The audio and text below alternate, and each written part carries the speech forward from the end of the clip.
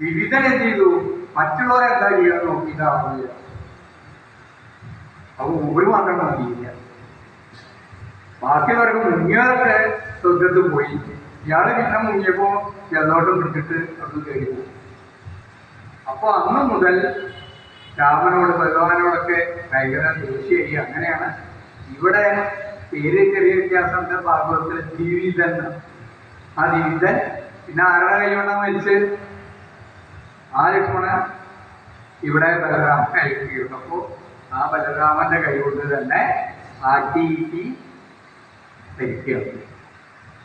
അപ്പൊ മനസ്സില് മോശമായിട്ട് വിചാരിച്ച ആൾക്കാർക്ക് എതിർത്ത് വിചാരിച്ചവർ പോലും അത് കൊടുക്കുന്ന ആളാണ് ഭഗവാൻ.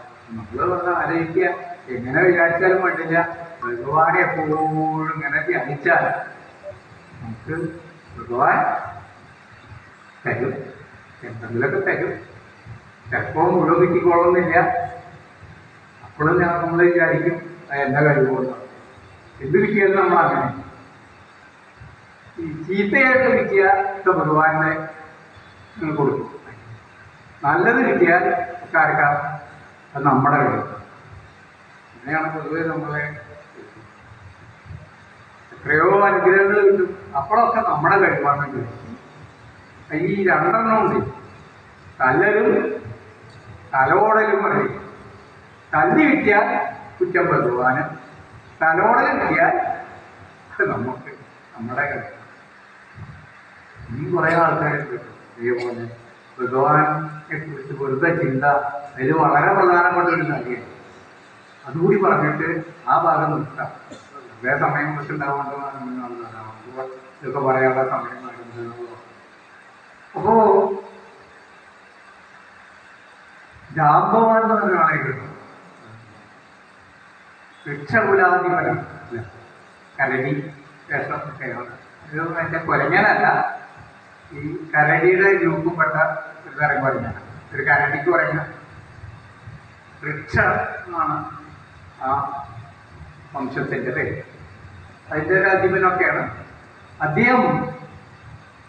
മുന്നം ത്രിവിക്രമൻ 3 ലോകങ്ങൾ തന്നമോഹൻ മൂന്നടിയായ അളക്ക് മുന്നിലോ യൗവനകാലെ പെരുമ്പറയും കൊട്ടി 7 വട്ടം എന്ന് രാമായണത്തിൽ പറയുന്നു. അപ്പൊ ത്രിവിക്രമൻ അവിടെ വാമനമൂർത്തി 3 അടിയായി 3 ലോകങ്ങളെ അടിയേ പറ്റൂ. അല്ല 3 അടി എന്ന് പറയും, 2 അടി ഉണ്ടെന്ന് ഒന്നുമല്ല. ആ 3 അടിയായതുകൊണ്ട് അളന്നപ്പോ ആ വിവരം ലോകത്തെ മുഴുവൻ ഉണർച്ചായി അറിയിക്കാൻ വേണ്ടിയിട്ട് പെരുമ്പറ കൊട്ടി ഈ ലോകത്തെ 21 വട്ടം വരം വെച്ചിട്ടുള്ള ആളാണ് ഞാൻ പോവാൻ. ഇപ്പോ എന്റെ ഇത് പോയി ശക്തിയൊക്കെ ക്ഷയിച്ചതുകൊണ്ട് നീ പോകുന്ന പറഞ്ഞിട്ട് ഹനുമാനോട് പറഞ്ഞത് വെറുതെ പറയാന്നാണ്. എന്താ കാരണം? അതിന് ശേഷമാണ് ശ്രീകൃഷ്ണനായിട്ട് 27 ദിവസം അടി വീട്ടിച്ച് ശ്രീകൃഷ്ണനെ അടക്കം കണ്ണു കുടിപ്പിച്ചത്. 28ാമത്തെ ദിവസം തോറ്റു. അപ്പോ അയാൾ ശക്തി പോയെന്നോ? പോയിട്ടൊന്നുമില്ല. അവിടെ അത് ചെയ്യാനുള്ള